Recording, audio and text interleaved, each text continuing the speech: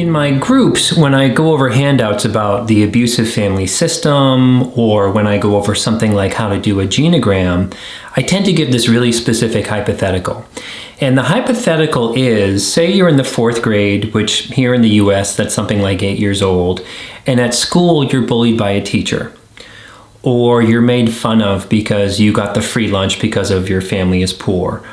Or simply another kid threatened to kill you. Or you got into a fight because you weren't liked in that system.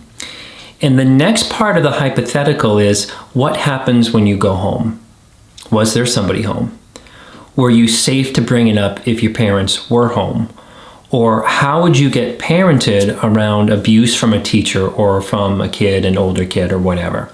The second part of that hypothetical is, I think, the most important part, because to be able to process what happened to us in school systems, because of what I learned from my mentor, the greatest lesson that she gave me about healthy family systems is kids need a safe home base to go home to. And for me, we can't really separate school abuse from home abuse, because not knowing what is going on for your 4th grader, not noticing their trauma response if they're being sexually abused, not believing them about the teacher, or even giving them horrible advice about how to take on a bully who is, say, 4 grades ahead of you, that is also abuse in context of what's going on at school. So let's look at 8 examples of abuse at school. But what I'm also going to tie into is the parenting piece for each one of these. If you're new to me or new to the channel, welcome. If you like this video, feel free to hit some buttons on the screen. You can't miss with any of the buttons, specifically the like button or the subscribe button. Subscribing to the channel greatly increases the impact of this channel has on spreading awareness around childhood trauma and childhood trauma recovery. And if these videos are helpful to you in your recovery, you can consider supporting the work that goes into this channel over at my Patreon. In addition, you can go to my website and check out some of the e-course work that I offer there on childhood trauma, and also connect with me through my Instagram or through my TikTok. The best thing to do is message me through my website. And I'll have all the links in the description of this video. And oh yes, I'm in a new office. I'll be adding some more stuff to it. I hope you like it, but wanted to acknowledge the change there. So let's dive into these. I'll be providing some journaling prompts for each one as I go through them. And I will put those in the video description, the prompts, as well as some timestamps for you. Okay, so number 6, crushes. Yes, that's a weird place to start, but I find with clients, including myself, who had debilitating crushes, that those are a sign of childhood trauma at home, especially for younger children. Did you have a crush on a teacher? Maybe you wanted to live with them. That one boy or girl really early on that we were really drawn to, we might not have understood attraction at that age, but were you maybe desperate to be connected with somebody or desperate to receive attention or love? And I know it's different in kid terms, but I don't think healthy children before, say, adolescence need to have such debilitating crushes, because they're securely attached at home, and therefore they already have their person. See how all that works? So in the 1st grade, my family was about, unfortunately, to go through its biggest traumatic event. And that story is for another time. But I was about 7 years old, and I was madly in love with my teacher's assistant. The teacher's assistant. It was the 80s, so I had this black London fog jacket that I pretended was a leather jacket, like the Fawns. And I would just always go into the bathroom and wet my hair because I didn't know how gel worked. I thought it was just wet hair. And I had these sunglasses. And I got the attention I wanted because the teacher's assistant, who was from the South, she just said in this really, it wasn't insulting, it was just really cute thing, "Oh, Patrick's dressed as the Fawns today." And I don't think she knew what it was all about. So like that was an example of how, at such a young age, about how much energy I was putting into already just trying to get somebody to love me. So I know that now that I was drawn to her because I didn't have a safe person at home. Later, crushes can also have a desperate sense to them. Which again, I think is from being not loved at home, not being attuned to somebody, not being attached. Healthy kids get crushes too, but I don't think there's such desperation and life-affirming stuff behind them, like, I'll finally be lovable if I had so-and-so. And as a side note, a huge part of school-based trauma is word getting out that you have a crush on somebody, and that can be debilitating as well. We'll come back to that later when we discuss teasing and ridicule. So the journal prompts related to crushes, if you had them. Were you the apple of your parents' eye? If no, could that be related to those crushes? Were you in valid need of being valuable or lovable to somebody? Like, were you in a deficit of that stuff? Did you long to maybe be living with another person in another home, like a friend or their mom or something like that? These are all very common things for childhood trauma, where you wanted to be somewhere more safe and somewhere connected. Why did you want that? Moving on to number 5, not getting help, just expected to perform. In another video that I did where I tell my story about being the class clown, I talk about an age from like where I was in the 6th grade, where I did poorly in school, like really a C student, due to really what was going on in my home life. But the focus from home and school was about my failings, not what I needed. And of course, those are my grades. There was no consistency at home. There was no help at home. There was a lot of chaos and abuse at home, but no one was picking up on that. School-based trauma around this is big. It's being abused about performance without giving any resources where it's clear there's a delay going on, or learning disability or something of the like. I like to think that systems are better at this now, but again, we need it from home more as well. This looks like not recognizing that there is abuse at home, in the system or anywhere else in the community. Not being placed with tutors and resources. Not being tested for maybe an organic learning problem such as dyslexia. Post flushing out the trauma. Not simply being asked in a safe way about what is going on for you by the adults. Having to hide your deficits and being called on to read out loud really probably made you want to die, and time stood still. And the fact that no one really picked up on how anxious we were is just awful. So instead, the message is, why are you such an F-up? Why can't you be more like your brother when I had him in my class? These create what I call like academics downward spirals, because you felt like a failure in the 2nd grade because you couldn't multiply, and that gets worse through the grades every year, so you end up hiding stuff. I've had clients tell me they fully didn't get left from right until high school. Clients who couldn't read until their 20s. Clients who dropped out because the damage was done to their self-esteem. In a bigger systemic issue, I'm learning that our system is so focused on performing, not helping raise creative and free-thinking young minds. But again, my focus here is to mostly include the family stuff that happened at home. So some journal prompts if you fell through the cracks in systems like this because of what was going on at home, or you had to work twice as hard just to keep up. The first prompt is, how were you parented if you struggled with grades and performing and keeping up? The second prompt is, do you currently have such problems such as starting things? Or do you struggle with believing that you're dumb when that's not true? Do you still hide stuff that you don't know? Or do you not ask for help academically or intellectually? And what I mean by that is, like, you may not even ask for clarification on something because you don't want to appear a certain way. Even if it's something as stupid as, like, what's the capital of Colorado? That's what I mean. As a side note, help would have looked like parenting and school discussions about resources about the delays, or about the learning disabilities, or the behaviors, without the blame and shame around performing. Wouldn't that be amazing, to just be sort of accepted? Oh, you just need help. And moving on to number 4, abusive teachers. My 4th grade teacher, Mrs. S., was a ball of anger and anxiety. She smelled like she chain smoked and bathed in coffee. She wasn't necessarily like a bad teacher, but she was so tightly wound that she'd just snap at you and kind of blow up. And I'm giving a light example here, but she would really definitely lose it on us, specifically me.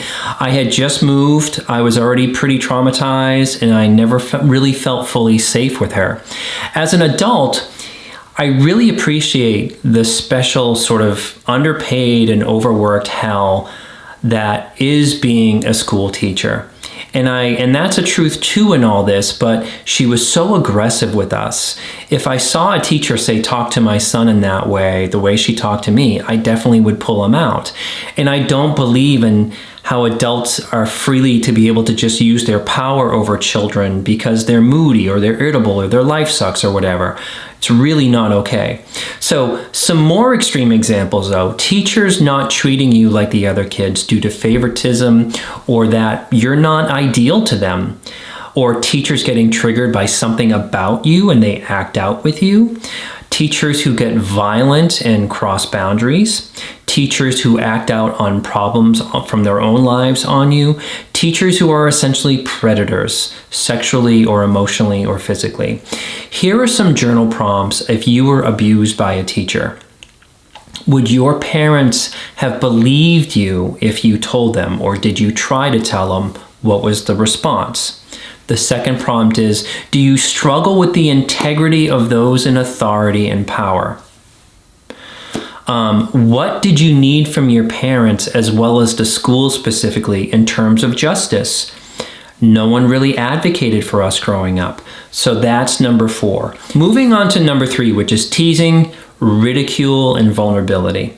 Here is where as kids we start to really dread and become terrified of school when we're growing up. What I really don't like about these systems is I grew up in the 80s and 90s, so I'm looking at it from that lens, but I can't imagine it's that much different. I mean, some better than others I get, but these school systems back then were definitely sort of, they could be sociopathic and they could be really unsafe. What I hate about those systems or these systems is the pressure to have the right clothes, the right hair, the right skin color. You got to play sports, you got to be straight, you got to compete for being popular, you can't be poor, can't be weird, and you have to be in the right socioeconomic group. So when you don't have all that going on, all those acceptable things, in addition to being abused at home, you're highly vulnerable. And this is what I find to be the most abusive systemic thing in these schools. And other kids and some of the adults really zero in on that and make it a thing that can last for years for you. Here is what this looks like. Being made fun of for your skin color or singled out for that, or your culture, which is horrific. Being ridiculed for your apparel, braces, shoes, hair, whatever. Being ridiculed or put on the spot for learning disabilities or physical disabilities. Really antagonistic stuff, like your dad's such a loser, he's a garbage man, you know, we know that about you. We're gonna burn down your house tonight. It's really sadistic stuff.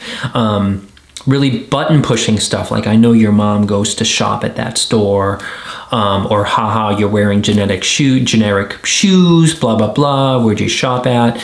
Probably eat from dumpsters kind of stuff, like really just stuff that really hard to take in.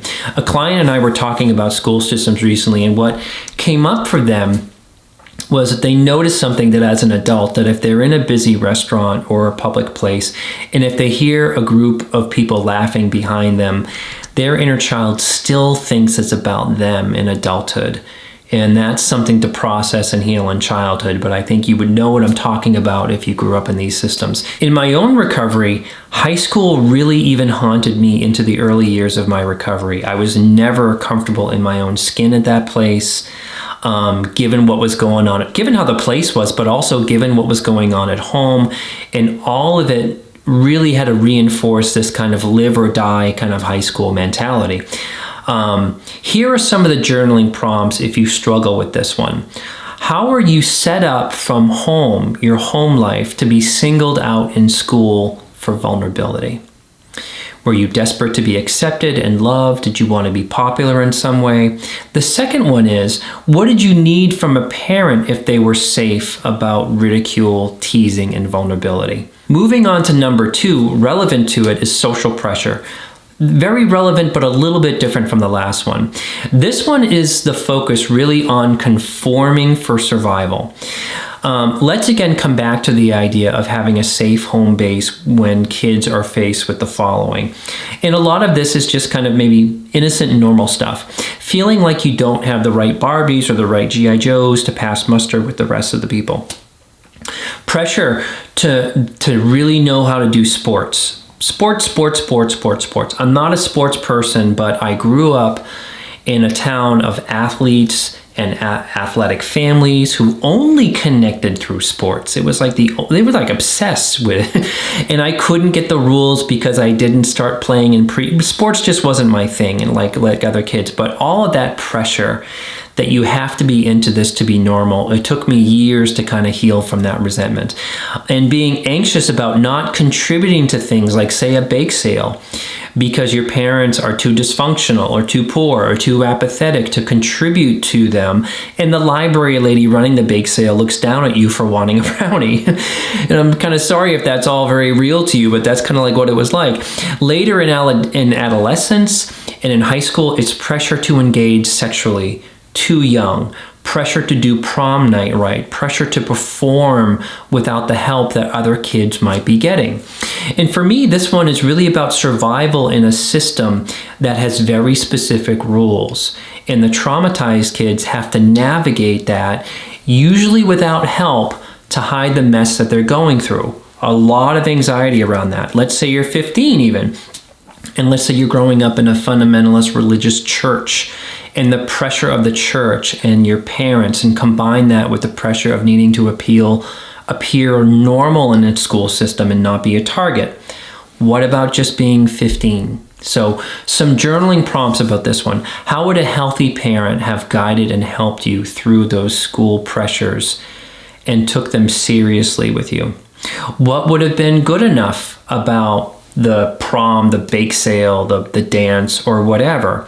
Who was responsible for how you had to hide and conform? Number one, of course, it's going to be bullying. You know, you save the most intense one for last. Yeah, I don't even like talking about this one, but here it goes. One could start their childhood trauma work right here if they were bullied in school, and work to include the parental piece down the road. I find a huge correlation that kids who are bullied are also bullied at home in some way. Maybe not in the same way, but with some kind of varying vibe of it. Here's what it looks like. Consistent violence from a kid over an extended period of time. For me, it was like 3 to 4 different bullies over the course of grammar school, from high school. The threat of violence from another student, which is worse emotionally than just incidents of violence. Like, really think the threat, like, I can't wait to see you tomorrow, you know, like that kind of stuff, because the threats consume us as kids. Like, we're going to sleep with it. So bullied also from groups of kids.